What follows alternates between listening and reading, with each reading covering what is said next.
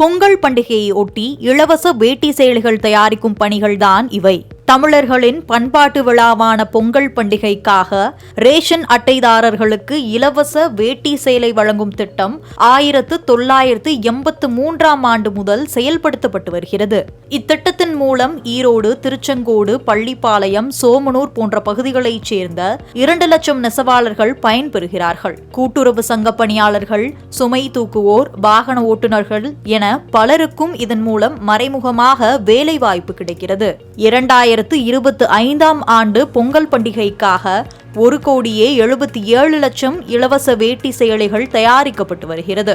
ஈரோடு மாநகரின் பல்வேறு பகுதிகளில் விசைத்தறி மற்றும் கைத்தறிகளை வைத்துள்ள நெசவாளர்கள் இப்பணியில் ஈடுபட்டுள்ளனர். உரிய காலத்தில் நூல் டெண்டர் வழங்கப்படாததால் இந்த ஆண்டு இலவச வேட்டி சேலை தயாரிக்கும் பணி தாமதமாக தொடங்கியுள்ளதாக கூறுகின்றனர் ஈரோடு நெசவாளர்கள். தீபாவளிக்கு ஒரு வாரங்களுக்கு முன்னாடி தான் எல்லாமே கரெக்டா வந்து சேர்ந்து, அந்த ஆள் பற்றாக்குறையினால நம்ம கரெக்டா எடுத்து பண்ண முடியல. இந்த மாதிரி பண்ணும்போது நம்மளுக்கு டிசம்பர் 30 சொல்லியிருக்காங்க. 100% கண்டிப்பா சாத்தியமே கிடையாது. பிப்ரவரி லாஸ்ட் வரையிலும் ஓட்டுறதுக்கு அனுமதி அளிக்குமாறு தமிழக அரசு அனுமதி வழங்கி நெசவாளர்கள் வாழ்வாதாரத்தை காக்குமாறு கேட்டுக்கொள்கிறேன்.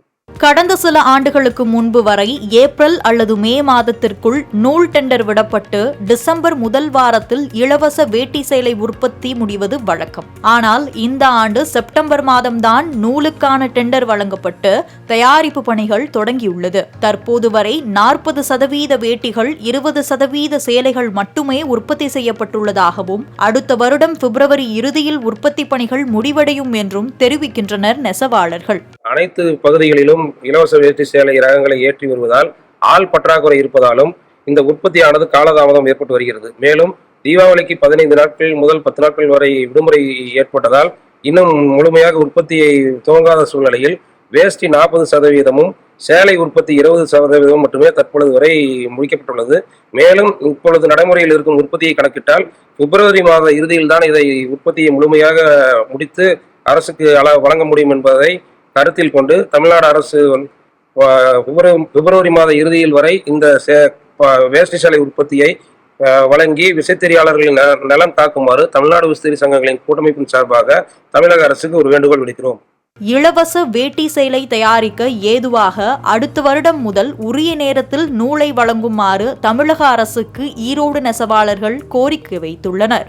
மாலை முரசு செய்திகளுக்காக ஈரோடு மாவட்ட செய்தியாளர் மஹ்பூல் அகமது.